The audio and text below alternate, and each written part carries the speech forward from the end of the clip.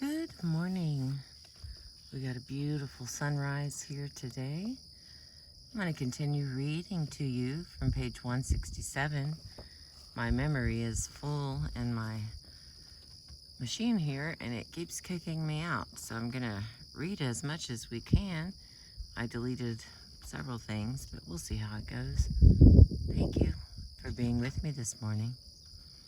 I do have the boys in here, so if you hear dog noises, it's because there are actual dogs here. All right. Adapt our general advice to the specific situation. This is a book of general advice. It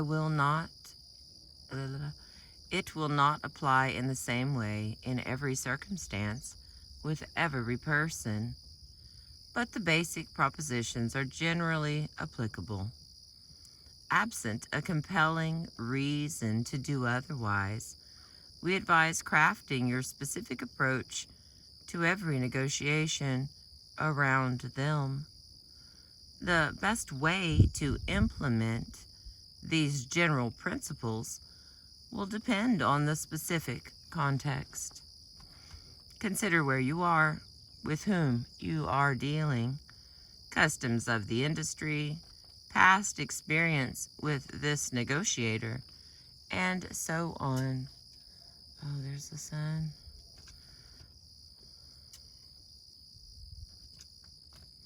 In crafting an approach to fit the situation. The next, pay attention to differences of belief and custom, but avoid stereotyping individuals.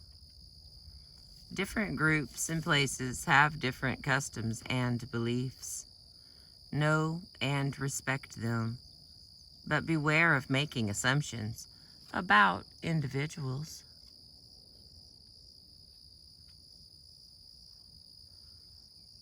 The attitudes, interests, and other characteristics of an individual are often quite different from those of a group to which they may belong. For example, the average Japanese tends to favor more indirect methods of communication and negotiation, but individual Japanese span the full gamut of negotiating styles.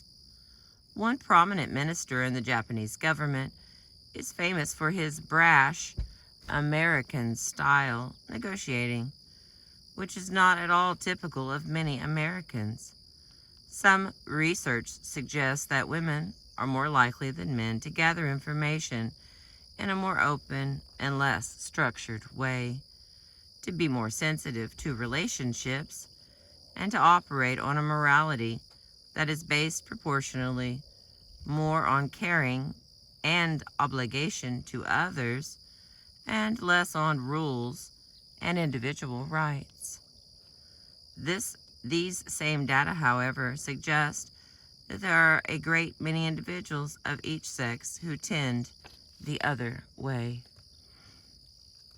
We've got a little asterisk here. See, as a starting point, Carol Gilligan in a Different Voice from Harvard University Press, 1982. All right, and the last of question 6. Making assumptions about someone based on their group characteristics is insulting, as well as factually risky. It denies that person his or her individuality. We do not assume that our beliefs and habits are dictated by the groups in which we happen to fit. To imply as much of others is demeaning. Each of us is affected by myriad aspects of our environment and upbringing, our culture and group identity, but in no individually predictable way. Question your assumptions. Listen actively. Whatever assumption you make about others, whether you assume they are just like you or totally different, question it. Be open to learning that they are quite unlike what you expected. The wide variations among cultures provide clues as to the kind of differences for which you should be looking. But remember that all of us have special interests and qualities that do not fit any standard mold. All right, we made it to question 7 of 10. Let me see how long this one is. It's 2 pages, babies, hang on. All right, questions about tactics. Question 7. How do I decide things like where should we meet, who should make the first offer, and how high should I start? Before a doctor can answer such questions as what pill to take and what food to avoid, he or she will want to learn about the patient's symptoms and diagnose possible causes. Only then, only then can the doctor develop a general strategy for better health. The same is true for specialists in negotiation. We have no all-purpose patent medicines. Good tactical advice requires knowledge of specific circumstances. This can be illustrated by considering 3 specific examples. First one, where should we meet? What are we worried about? If both parties tend to be extremely busy and subject to constant interruptions, seclusion may be the most important consideration. If the other person tends to feel insecure or in need of staff support, perhaps he would be more comfortable meeting in his office. You may also want to meet in the other party's office if you would like to feel free to walk away. Are there charts, files, or technical experts that you might want to be able to consult during the negotiation? If you want to be free to use flip charts, a whiteboard, or an overhead projector, you may want to meet in a conference room that has such facilities. Next question, who should make the first offer? It would be a mistake to assume that making an offer is always the best way to put a figure on the table. Usually, you will want to explore interests, options, and criteria for a while before making an offer. Making an offer too soon can make the other side feel railroaded.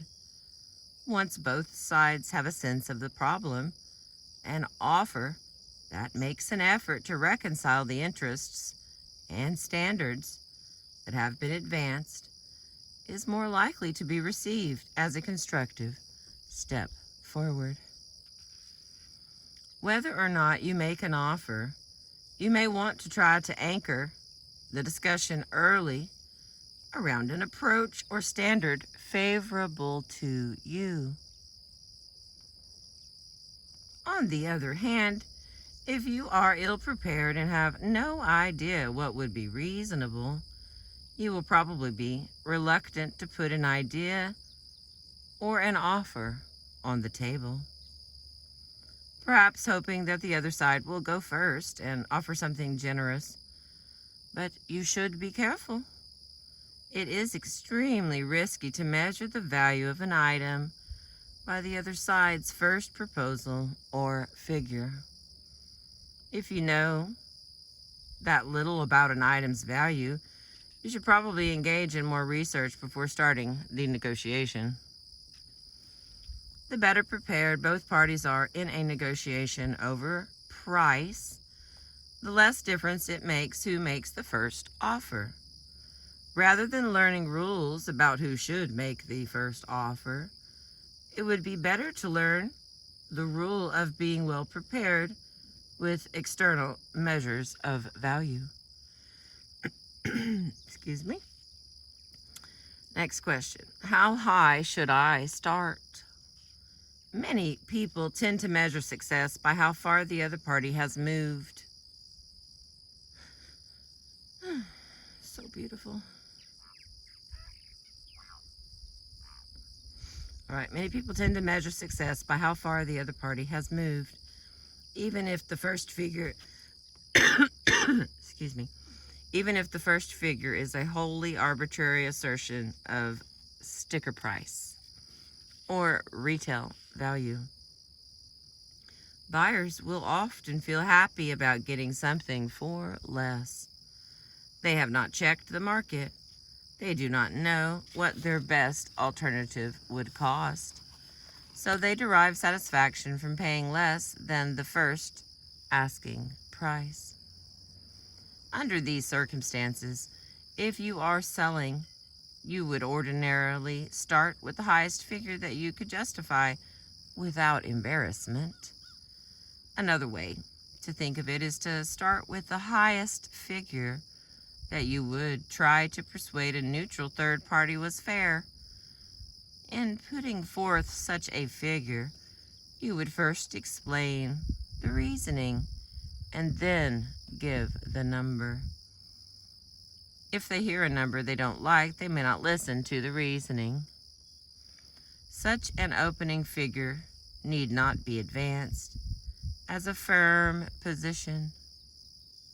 Indeed, the firmer you suggest early figures to be, the greater that you damage your credibility as you move off them. It is safer, and at least as effective, to saying something like, well, one factor to consider would be what others are paying for comparable work. In New York, for example, they pay $18 an hour. How does that sound? Here you have put out a standard and a figure without committing to it at all.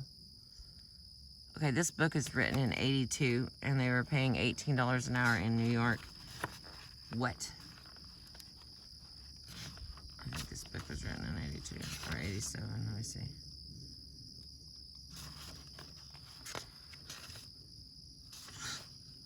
They paid 18. Then we're still fighting over $15 an hour. Okay, let me see. 81. 83. 91. There's something there too. Anyway, sorry. Threw me off there. I was expecting that it was going to not be what they're still fighting for. Anyway, okay, back to the book. Strategy depends on preparation. There are two generalizations about strategy worth passing along. First, in almost all cases, strategy is a function of preparation. If you are well prepared, a strategy will suggest itself. If you are well versed in the standards relevant to your negotiation, it will be obvious which ones to discuss and which ones the other side might raise. If you have thoroughly considered your interests, it will be clear which ones to mention early on and which ones to bring up later or not at all. And if you have formulated your BATNA in advance, you'll know when it's time to walk away. BATNA, B-A-T-N-A, which is best alternative to a negotiated agreement. Second, a clever strategy cannot make up for lack of preparation. If you formulate a step-by-step strategy that is sure to knock their socks off, you will run into trouble when they come into the negotiation wearing sandals. Your strategy might depend on discussing relationship issues at the beginning, but they might want to talk about BATNAs, because you can never be sure what their strategy will be. It is far better to know the terrain than to plan on taking one particular path through the woods. Ooh, I like that. That's a good one. Alright, let's see how many pages question 8 is.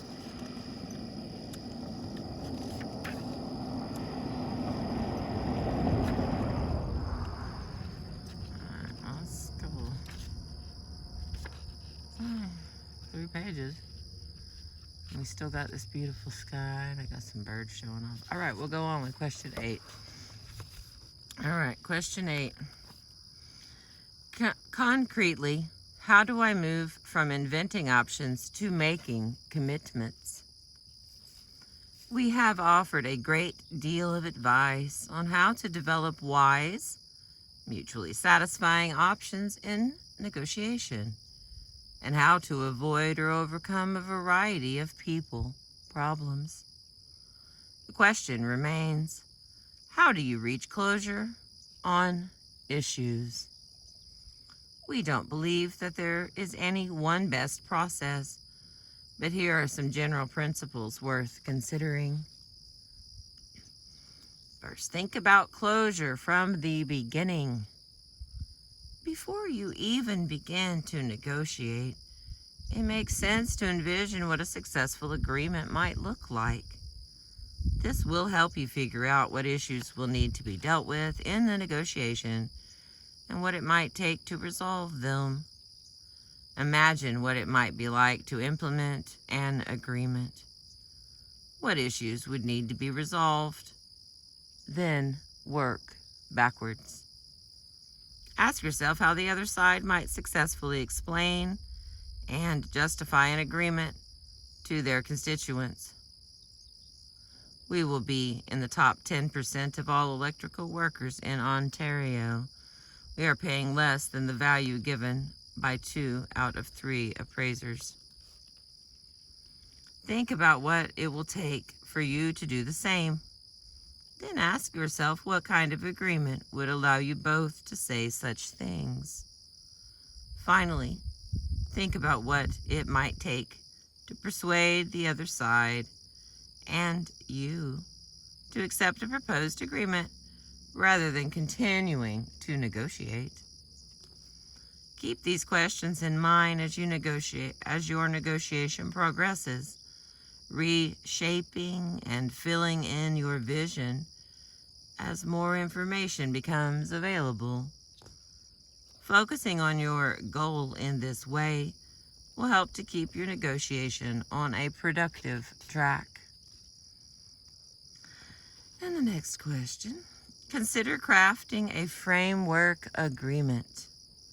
In negotiations that will produce a written agreement, it is usually a good idea to sketch the outlines of what an agreement might look like as part of your preparation. Such a framework agreement is a document in the form of an agreement, but with blank spaces for each term to be resolved by negotiation. The standard purchase and sale form that is available from any real estate broker is an example of a detailed framework agreement. In other cases, nothing more than a list of headings may be appropriate. Working out a framework agreement, however detailed, will help ensure that important issues are not overlooked during the negotiation. Such an agreement can serve as a starting point and an agenda for the negotiation, helping you to use your time efficiently.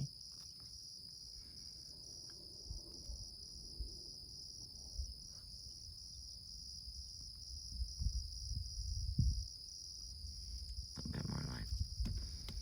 Okay. Whether or not you start your negotiations with a framework agreement, it makes sense to draft possible terms of an agreement as you go. Working on a draft helps to keep discussions focused, tends to surface important issues that might otherwise be overlooked, and gives a sense of progress. Drafting as you go also provides a record of discussions, reducing the chance of later misunderstandings. If you are working with a framework agreement, drafting may involve no more than filling in the blanks as you discuss each term. Or, if you have yet to reach consensus, it may involve drafting alternative provisions. And the next one here, move toward commitment gradually. There goes my friends.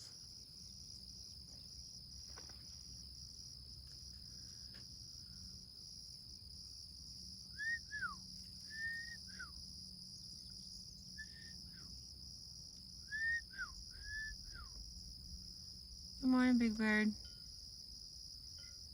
It's just me.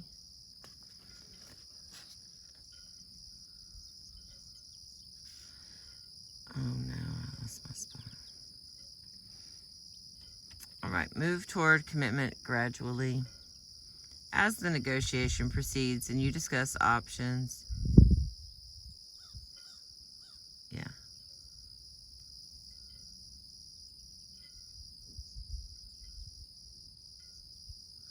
I love watching those herons fly. I swear it's like seeing a pterodactyl from the past.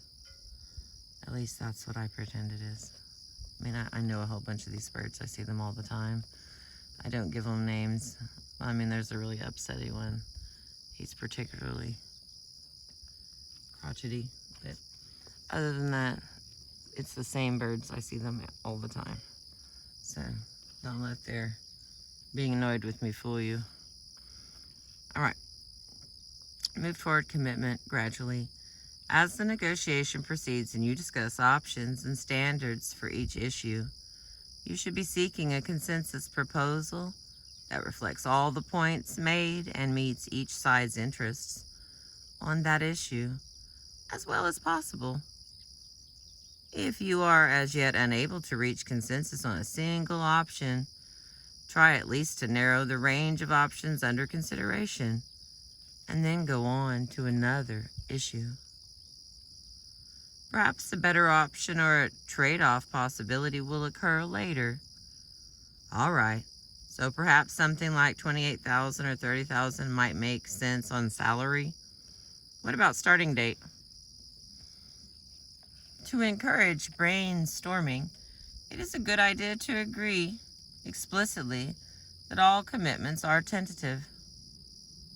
This will allow you to have some sense of progress during your discussions, while avoiding the inhibiting effect of worrying that every option discussed may be heard as a commitment.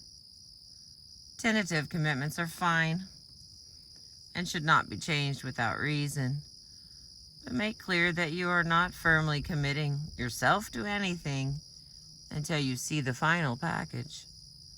At the top of a framework agreement, for example, you might write, tentative draft, no commitments. The process of moving toward agreement is seldom linear.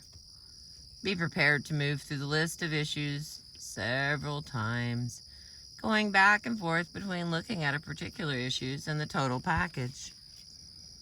Difficult issues may be revisited frequently or set aside until the end, depending on whether incremental progress seems possible. Along the way, avoid demands or locking in. Instead, offer options to ask for criticism, as in, what would you think of an agreement along the lines of this draft? I'm not sure I could sell it to my people, but it might be in the ballpark. Could something like this work for you? If not, what would be wrong with it? I know, boys, you're all right. We're almost, there's only 10 questions and we are finishing off 8 here. Be persistent. The next one. Be persistent in pursuing your interests, but not rigid in pursuing any particular solution. One way to be firm without being positional is to separate your interests from ways to meet them. When a proposal is challenged, don't defend the proposal. Rather, explain again your underlying interests. Ask if the other side can think of a better way to meet those interests, as well as their own. If there appears to be an irresolvable conflict, ask if there is any reason why one side's interests should have priority over the other's. Unless the other side makes a persuasive case for why your thinking is incomplete and should be changed, stick to your analysis. When and if you are persuaded, modify your thinking accordingly, presenting the logic first.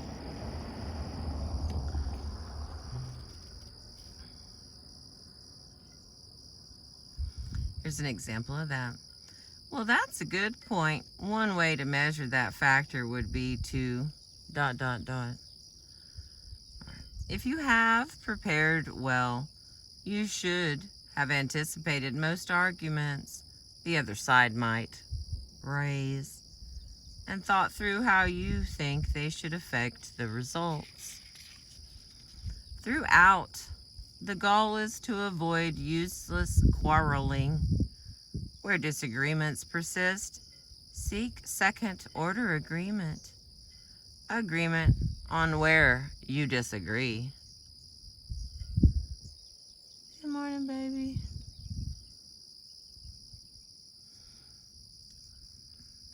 Make sure that each side's interests and reasoning are clear. Seek differing assumptions and ways to test them. As always, seek to reconcile conflicting interests with external standards or creative options.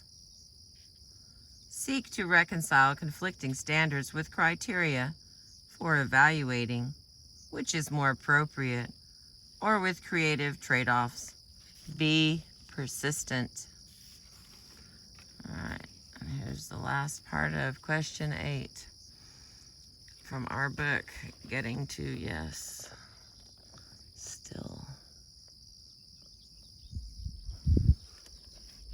Okay. Make an offer. At some point, clarifying interests, inventing options, and analyzing standards produce diminishing returns. Once an issue or group of issues is well explored, you should be prepared to make an offer. An early offer might be limited to the pairing of a couple of key issues.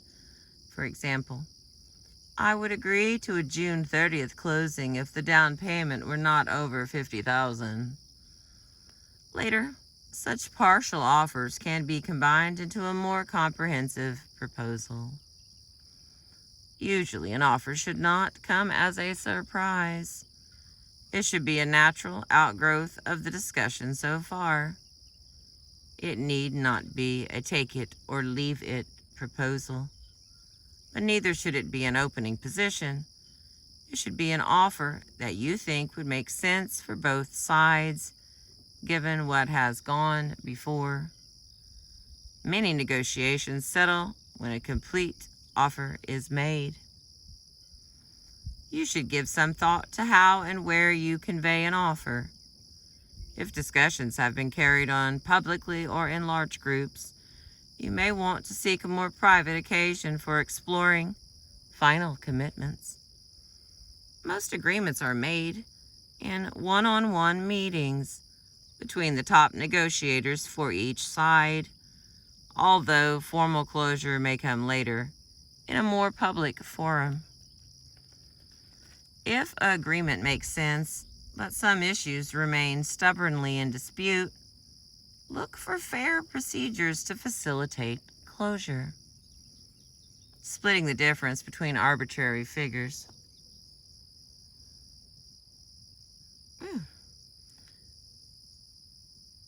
Splitting the difference between arbitrary figures produces an arbitrary result, but splitting the difference between figures that are each backed by legitimate and persuasive independent standards is one way to find a fair result.